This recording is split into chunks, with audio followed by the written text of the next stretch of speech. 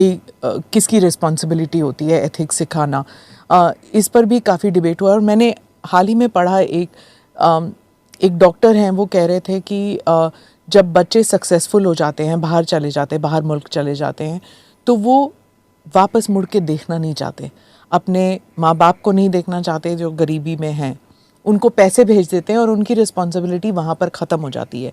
लेकिन जब वो माँ बाप 75-80 की उम्र में आ जाते हैं, पैसे से इलाज नहीं हो सकता, उन्हें कोई डॉक्टर के पास लेके जाएगा, टेस्ट कराएगा, वो सब नहीं करना चाहते क्योंकि वो समझते हैं कि मैं इस दलदल से निकला हूँ, मुझे वापस मुड़ के देखना नहीं है। ये भी एक प्रॉब्लम है। ये चीज़ तो हमको भी लगता है कहीं ना कहीं परवरिश में ही गलती है, वरना माँ बाप को कोई कैसे छोड़ सकता है। ये हमको कभी कभी कन्फ्यूजन में हो जाता है, कोई अपने माँ बाप को कैसे छोड़ सकता है। जैसे लगता है कि कोई दुनिया का सब कुछ ले ले लेकिन माँ बाप दे दे।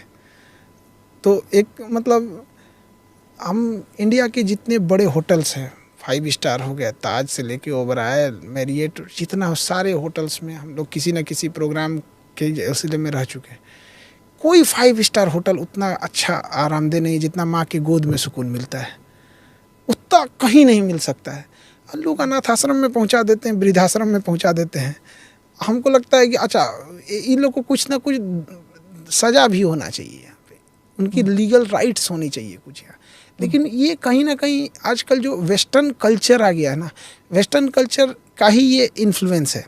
वेस्टर्न कल्चर में क्या है कि वहाँ तो मदर डे फादर डे होता है, पता ही नहीं है कि उसका मतलब जब वो पैदा हुआ तो उस टाइम बाप कौन था।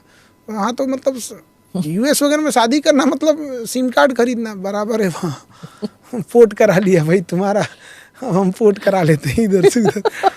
नहीं, पर यहाँ पे भी तो हो रहा है आजकल। आप देख रहे हैं कि कैसे मतलब शादी के 2 दिन बाद 3 दिन बाद हनीमून में किसी को मरवाना, मर्डर करवाना, ये सब भी हो रहा है ना कि शादी किसी से बकलोल हो गया है सब। बताइए कि उसको ड्राम में फेंक दी, उसको पता नहीं चला। इन लोग जरूरत से ज़्यादा किसी पे भरोसा नहीं करना चाहिए। और खुद की जुबान भी, खुद का दांत अपना जुबान काट लेता है। मतलब कुछ तो सिम्टम्स दिख रहे होंगे, कुछ तो लग रहा होगा कि कोई मर्डर करने जा रहा है, तो उसके हाव भाव से पता चल जाता है।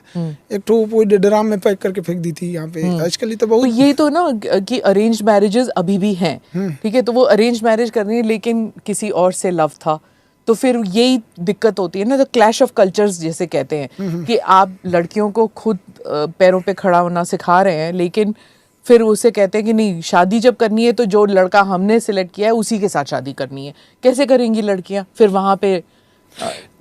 ये तो लव मैरिज में भी काट कूट के फेंक देते हैं सब।